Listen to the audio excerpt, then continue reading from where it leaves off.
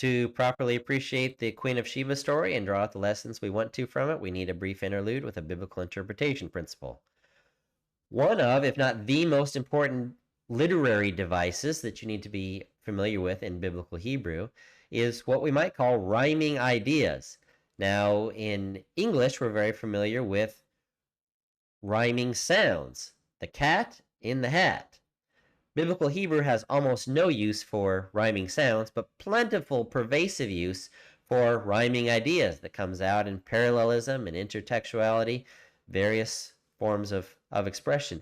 You can see this open up to almost anywhere in the poetic writings, the Psalms or the prophets of the Old Testament, and you will find something like this. Blessed is the man who walks not in the counsel of the wicked, nor stands in the way of sinners, nor sits in the seat of scoffers.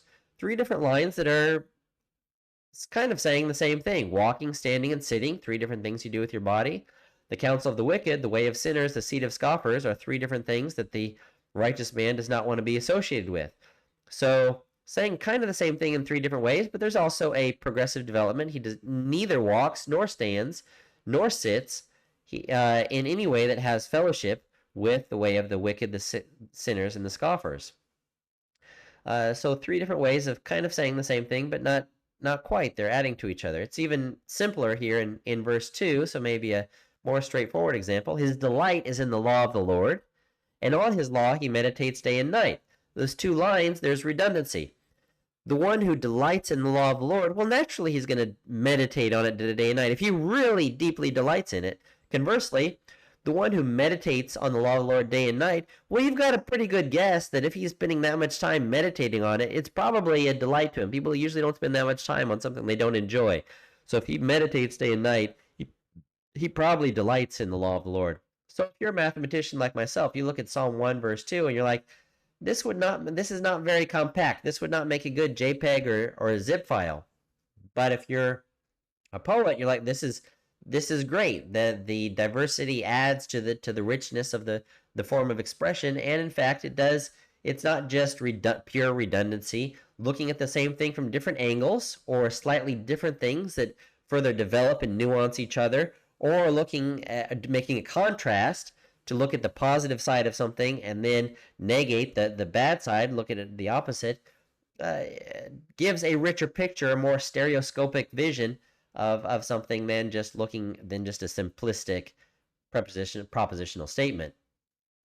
Well, much more that could be said. Various forms of structure that use rhyming ideas. Chiasms are a big one. We don't need to talk about that now, but what we do want to talk about is a form that appears in various biblical writings, including narrative, not just poetry, of establishing a literary pattern and then intentionally breaking the pattern. So if you say A1, B1, A2, B2, A3, B3, A4,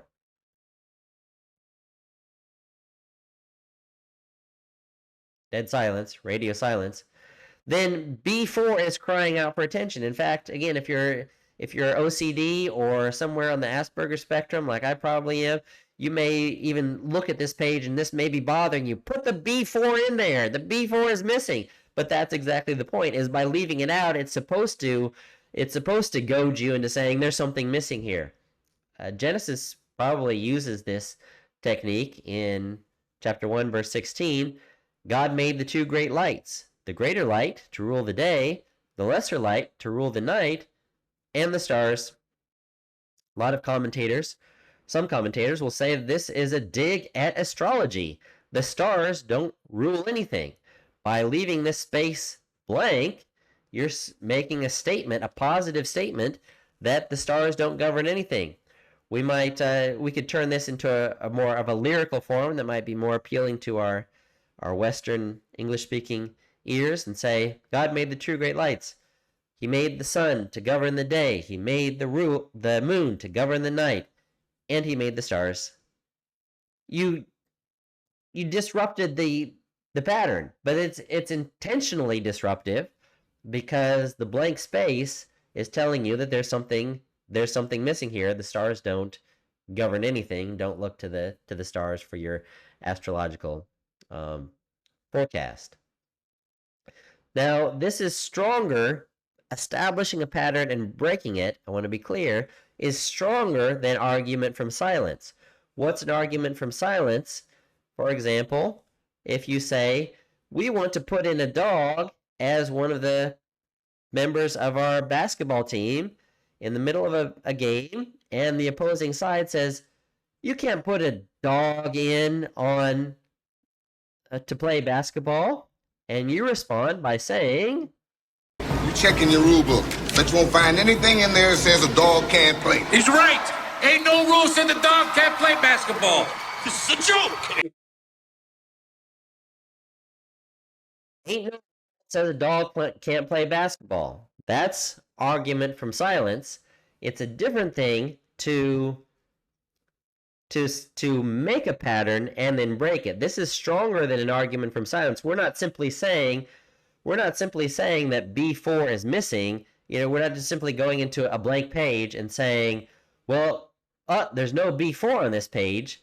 That would be an argument from silence. Ain't no rule says a dog can't play basketball.